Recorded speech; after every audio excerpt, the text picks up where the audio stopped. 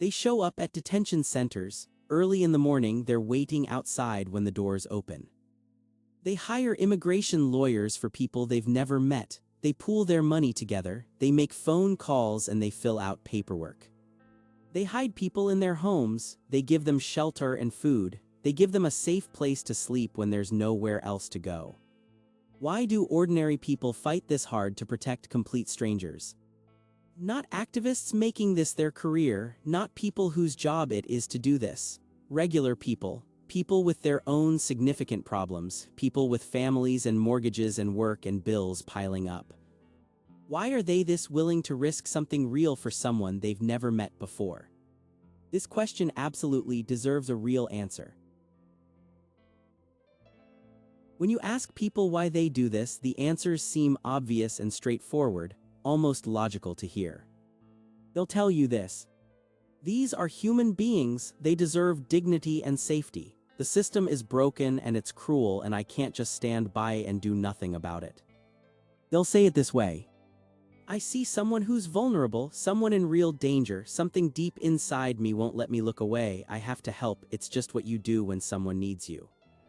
And they'll say this too: it's not fair what's happening, they came here looking for a better life, they work hard and they contribute to their communities, and we're treating them like criminals just for existing. That's wrong and I can't accept it.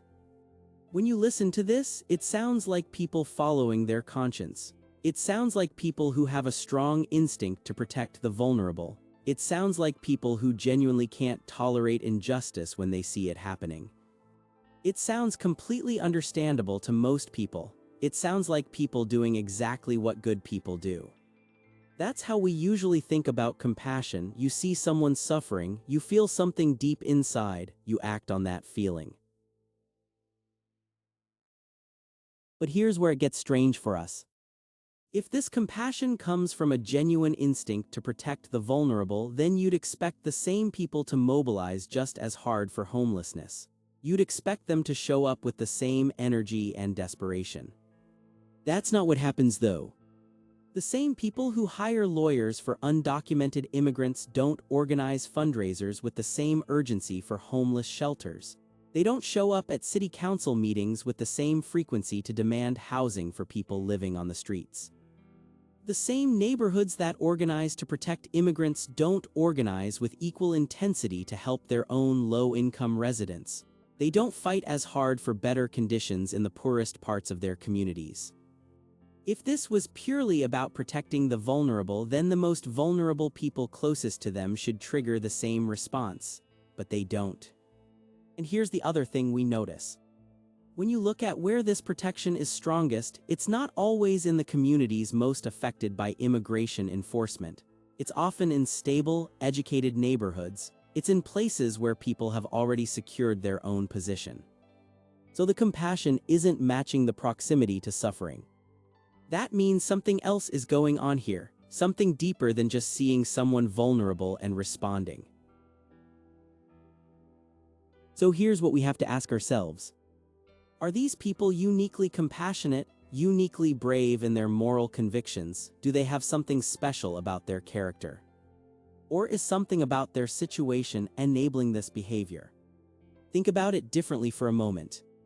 If you put any person in a stable enough position, where their own life has enough security, where their own future feels manageable, where they have some control over what happens to them, would they be more able to direct energy towards someone else's problem? The question isn't really about the people anymore. The question is this instead: what are the conditions that make it possible for ordinary people to spend energy protecting strangers? What has to be true about someone's life for them to have the capacity to take on someone else's risk? Is the compassion coming first, or is the compassion coming second, after the conditions that make compassion affordable? Here's what we know about this. These people are living in a specific kind of position. Economically and socially, they're in a relatively stable place. They have things they could lose, they have security that they've built or inherited, but that security doesn't feel immediately threatened right now. And that position does something to a person. It creates a kind of freedom, freedom to look beyond your own immediate survival, freedom to think about someone else's problem. Now add this to the picture. Their own lives have enough control and agency. They can make decisions, they can plan for the future, they can navigate their own circumstances, they have some sense that they can influence what happens to them. That kind of control creates space, space to care about things beyond yourself, space to spend energy on someone else's fate, space to take on risk for a stranger. But here's the crucial part. These people are in the position that experiences the least direct harm from immigration enforcement. If an undocumented immigrant is deported, the person protecting them doesn't lose their job, they don't lose their housing, they don't lose their children to family separation. The cost of protection for them is relatively manageable. Compare this to someone living paycheck to paycheck in a neighborhood where undocumented workers are their neighbors, where their own job security might be tied to the same labor market, where they experience the actual competition and pressure directly. That person has much less capacity to protect someone else because their own position feels too precarious. Let me put it this way for you. Imagine a river. On one side of the river, a fire breaks out. On the other side, where you're standing, everything is safe. You can see the fire. You can hear the people calling for help. You have the space to think about it. You have the freedom to shout instructions. You could even run to help because your own home isn't burning. But right next to you, your neighbor's house is also catching fire. Not as badly, but it's burning. Your neighbor doesn't run across the river to help the people on the other side. Your neighbor is focused on saving their own home because the threat is immediate and real. The person who can most easily run to help the fire across the river is the person farthest from any fire at all. That's what's happening here. These people aren't in the direct line of harm. Their own position is stable enough that they can afford to care. Their own circumstances are secure enough that they can spend energy on someone else's problem. The compassion is real, but so is the distance that makes it possible. Let's step back and look at the whole picture now. You see them at the detention centers, you see them hiring lawyers, you see them hiding strangers in their homes. That's where this started. That's the action you're trying to understand. But now we can see the actual conditions that make those actions possible. It wasn't a mystery of character. It wasn't a question of who's good and who's not. It wasn't about people being uniquely brave or uniquely compassionate. It was about position and what that position makes possible. These people are living in a stable enough place. They have security that buffers them from the most immediate threats. They have control over their own lives that creates space to think about someone else's life. And because they're not in the direct line of fire, because their own position isn't immediately threatened by immigration enforcement, they have the capacity to care about someone else's fate without losing their own. That distance from direct harm isn't a flaw, it's not something to judge, it's simply what creates the conditions where compassion becomes possible and visible. Someone living in precariousness, someone whose own security feels fragile, someone in the direct line of competition or threat, that person has to focus on survival, not because they're less good, but because their position requires it. The compassion you see at the detention centers is real, the risk people take is real, the sacrifice is real. But so is the position that makes it possible, the stability that creates the space, the distance from direct harm that allows someone to spend energy on a stranger's problem. When you understand this, you're not understanding why compassionate people exist. You're understanding under what conditions compassion becomes visible and actionable. It's not about the person, it's about what their situation allows them to do. Here's what we learn from this. When your own position is stable, protecting others becomes possible. And when it becomes possible, it becomes visible. That's it, that's the rule we see. Compassion isn't the puzzle, compassion exists everywhere. People everywhere feel moved by suffering, people everywhere want to help when they see someone in danger.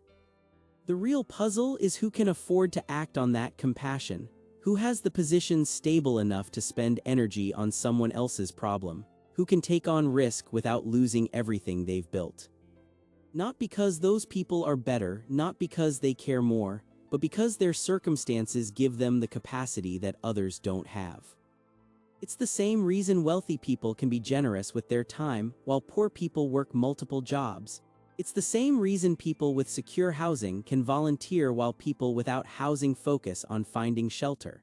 It's the same reason people in stable positions can fight for strangers while people in precarious positions fight for themselves. The compassion is real in all of these cases, but the capacity to act on it depends on position. When you see people protecting immigrants at detention centers, you're seeing what compassion looks like when someone has the stability to express it.